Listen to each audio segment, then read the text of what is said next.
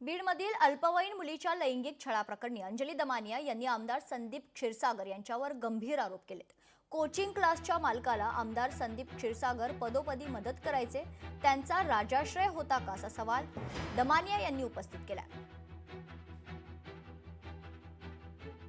एक 17 वर्षाच्या मुलीने तिला पुढे शिकायचं होतं म्हणून ती उमा किरण नावाच्या एका कोचिंग क्लासेसमध्ये तिने नाव घातलं होतं आणि सातत्याने तिचा शारीरिक आणि मानसिक छळ होत होता।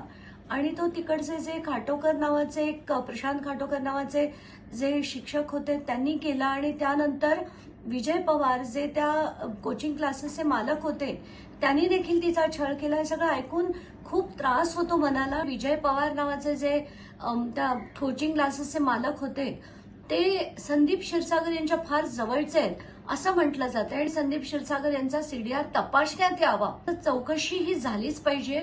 आणि ते विजय पवार आणि ते जे दुसरे प्रोफेसर आहेत त्यांना तर खरंच खूप सक्तीची त्यांना शिक्षा झाली पाहिजे अशीच मागणी मी देखील करते। लोकशाही मराठी ऐका, पहा, जागरूक रहा।